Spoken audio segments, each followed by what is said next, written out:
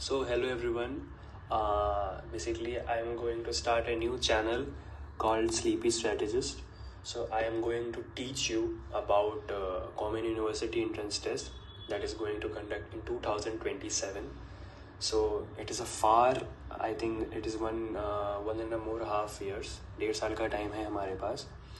तो हम लोग ईच सब्जेक्ट को अच्छे से कवर करेंगे जो भी हमारा डोमेन होगा. सो हम लोग आगे बढ़ते हैं दूसरे स्लाइड पे.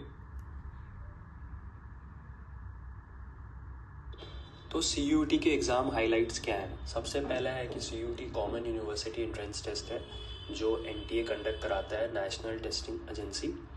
सो ये एक अंडर ग्रेजुएट लेवल है जो इसका जो मोड है वो कंप्यूटर बेस्ड टेस्ट है. सो अगर हम लोग देखते हैं तो इसमें एग्ज़ाम की जो फ्रीक्वेंसी है वो साल में एक बार होती है और इसका टेस्ट पैटर्न है जो मल्टीपल टाइप क्वेश्चन है. सो ये बेसिकली एक ओवरव्यू है कि कैसे CUET कंडक्ट होती है, कितने साल में होती है और किस लेवल पे होती है. तो बेसिकली ये क्लास 12 लेवल पे, बोर्ड लेवल पे होती है. सो इतना भी टफ नहीं है, अगर आप अच्छे से पढ़ोगे तो हो जाएगा. So hello everyone. तो अब हम लोग बात करते हैं कि स्लीपी स्ट्रैटेजिस्ट कौन हूँ मैं. एक्चुअली मैं भी एक आप ही की जैसा स्टूडेंट हूँ जिसने CUET दिया था 2023 में और उसका सिलेक्शन हुआ था दिल्ली यूनिवर्सिटी में फर्स्ट राउंड में. तो जब मेरा रिज़ल्ट आया था तो मुझे इतनी खुशी हुई थी कि मैं जिस चीज़ के लिए इतनी तैयारी कर रहा था और वो मेरा सपना पूरा हुआ था. तो मैं भी वही चाहता हूँ कि मैं आप मुझे एक बार मौका दो कि मैं आपको गाइड करूँ आपकी CUET 2027 के लिए.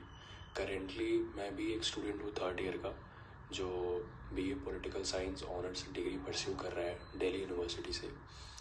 तो मेरे भी जो डोमेन रहे हैं CUET में, जब मैंने 2023 में दिया था तो मेरे पॉलिटी, हिस्ट्री, फिज़िकल एजुकेशन थे. वो तो मैं आपको पढ़ाऊँगा ही, बट उनके अलावा जो अदर सब्जेक्ट्स हैं जो आपके जैसे कि जोग्राफ़ी हो गई एंड साइकोलॉजी हो गया, वो सब मैं ट्राई करूँगा कि मैं पढ़ाऊँ, क्योंकि कहीं ना कहीं वो मेरे आगे फर्दर पढ़ाई के लिए भी वो काम आएंगे और आपके भी काम आएंगे वो. So stay with me and your hard work and my guidance will pay you off. So मेरा नेक्स्ट जो वीडियो है या नेक्स्ट जो व्लॉग है वो मैं कोशिश करूँगा कि जल्दी लाऊं, क्योंकि मेरे भी खुद एग्ज़ाम्स चल रहे हैं अभी 3rd ईयर के. तो मैं ट्राई करता हूँ कि वो फर्स्ट वीक तक आ जाए आप सभी के पास. और ये हम जर्नी जल्दी ही स्टार्ट करने वाले हैं. तो CUET 2027 की जो प्रेप है वो हम लोग बहुत पहले स्टार्ट करेंगे ताकि हम बहुत बच्चों से अहेड रहें. अब हम लोग बात करते हैं कि CUET का जो बेसिकली 3 सेक्शन में डिवाइडेड है. Section A, section B and section C. Section A में बेसिकली लैंग्वेज टेस्ट है.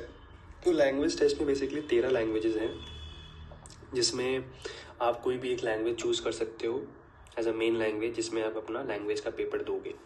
इसका भी जो फॉर्मेट है वो MCQ है. जैसे कि बेसिकली लोग इंग्लिश ही चूज़ करते हैं और हिंदी मीडियम वाले हिंदी चूज़ करते हैं. इंग्लिश अगर आप चूज़ कर रहे हो तो आपको रीडिंग कॉम्प्रिहेंशन आएगा, वर्बल एबिलिटी आएगी, वो कैब आएगी, ग्रामर आएगी, क्लास 12 लेवल ही रहता है.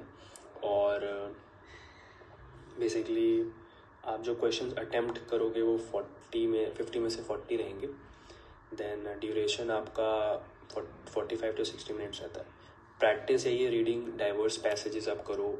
जितने से ज़्यादा पैसेज करो, जितना ज़्यादा ग्रामर अच्छा होगा, जितना ज़्यादा स्किल्स ग्रामर के रूल्स पता होंगी, क्योंकि इंग्लिश में स्कोर करना बेसिकली आसान होता है. सो वही आपको एक एज अ अपर हैंड रखता है दूसरे लोगों से, क्योंकि इंग्लिश भी एक एज अ काउंट करता है सबसे, क्योंकि सब कुछ कंबाइन होकर फिर आपका रिजल्ट बनता है. सो उसके भी आपको धीरे धीरे सब कुछ मिलेंगे. एक बार वो प्रोसेस में आदमी घुस जाए उसके बाद सब हो जाता है. So stay tuned and stay with me, सब कुछ पॉसिबल होगा. अब हम लोग गाइस बात करते हैं जो डोमेन है हमारा सेक्शन B. सो डोमेन में क्या है कि we have to choose 3 subject which you have studied in your class 12. आपकी जो 12वीं कक्षा में जो आपका जो सब्जेक्ट होगा उसमें से कोई 3 सब्जेक्ट जो आपके सबसे अच्छे होंगे वो आपको चूज़ करना है. जैसे कि अगर कोई ह्यूमैनिटीज़ का बच्चा है तो वो पॉलिटी, हिस्ट्री, इको या जोग्राफी जो भी उसने लिया होगा उसका 3 सब्जेक्ट का उसको एग्ज़ाम देना है. क्योंकि अब 12th के नंबर तो अब सब एलिजिबिलिटी है कि आपको बस 12th पास होना है. 12th के नंबर तो अब कहीं नहीं काम आ रहे हैं. तो बस आपको 3 डोमेन बस चूज़ करना है कि आप किस पेपर में एग्ज़ाम दोगे. अब हम लोग बात करते हैं कि अगर आपका BA BCom या BSc है या साइंस है तो same goes for each and every stream कि 3 डोमेन चूज़ करना है और उसके बाद आप उसमें एग्ज़ाम दे सकते हो। अब बात करते हैं जनरल टेस्ट का। जनरल टेस्ट में बेसिकली जो यूनिवर्सिटीज़ हैं जैसे कि BHU वगैरह में अगर आप जाओगे, बनारस हिंदू यूनिवर्सिटी, उसमें जनरल टेस्ट की बहुत बड़ा रोल है एडमिशन होने में, क्योंकि इसमें क्वांटिटेटिव एप्टीट्यूड आता है, लॉजिकल रीजनिंग आता है, जनरल नॉलेज, करंट अफेयर्स और जनरल साइंस, जितने भी डोमेन के अलावा जो बचता है अंडर द ग्लोब, मतलब मैथ, साइंस, रीजनिंग, आपको सब कुछ पढ़ना होगा। और ये पेपर अच्छा खासा लेवल का होता है, ये ईजी नहीं होता है, इसलिए आपको एक अलग अप्रोच रखना होगा। इसके बारे में भी अलग से एक वीडियो बनाऊंगा, इसमें आपको पूरी तरीके से एक्सप्लेन करूँगा कि आप GT को कैसे क्रैक कर सकते हैं। सो नेक्स्ट ब्लॉग में वो भी आपको देखने को मिलेगा।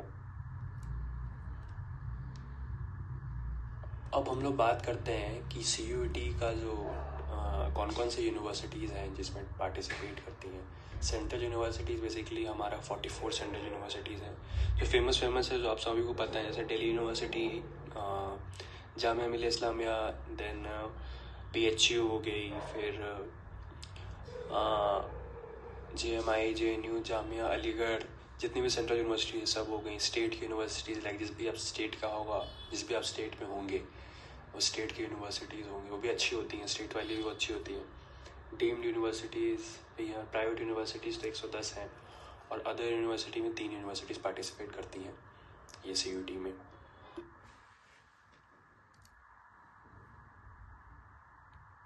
अब हम लोग बात करते हैं कि CUET का मार्किंग स्कीम क्या है। For every correct answer we have to mark, आपको 5 नंबर मिलेंगे, और हर एक गलत आंसर पे आपको 1 - 1 कट जाएगा, और जो भी अनआंसर्ड रहेगा उसमें आपका कुछ नहीं होगा। टोटल मार्क्स 800 के होते हैं। सो इसमें माइनस मार्किंग है, तो आप क्या अगर सही क्वेश्चन बनेंगे तो आपको 5 नंबर मिलेगा, और आपको गलत होते जाएंगे तो -1 होता चला जाएगा।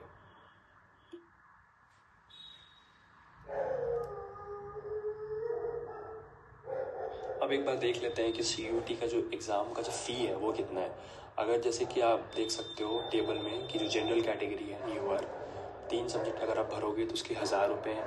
OBC, जैसे OBC में क्रीमी लेयर और नॉन क्रीमी लेयर में भी 900 रुपये हैं। फिर अगर आप SC ST या PWD से हो तो 800 रुपये हैं।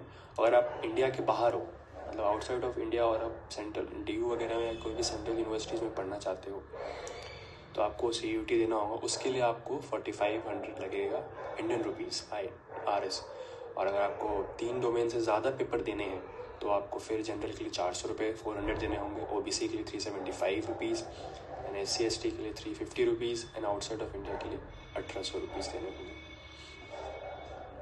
सो नेक्स्ट वीडियो में गाइस हम लोग देखेंगे कि कैसे हम अदर सारे डोमेन्स को कवर करें। बेसिकली मैं आपको पॉलिटिकल साइंस से स्टार्ट करूँगा, क्लास 12th की जो पॉलिटिकल साइंस है उससे मैं स्टार्ट करूँगा। तो नेक्स्ट व्लॉग में हम लोग स्टार्ट करते हैं पॉलिटिकल साइंस में, और धीरे धीरे हम लोग एक हॉलिस्टिक अप्रोच लेके, क्योंकि हमारे पास टाइम बहुत ज़्यादा है, सो हमारे पास 1 ईयर से भी ज़्यादा है टाइम, जो कोशिश यही करेंगे कि गाइस कि जो भी बच्चे 12th के में हैं, अपीयरिंग में हैं, जो अभी 12th में जा रहे होंगे या 12th में भी जाने वाले होंगे, तो बोर्ड्स के साथ साथ ही अपना पेपर दें ताकि अपीयरिंग में ही उनका एडमिशन हो जाए।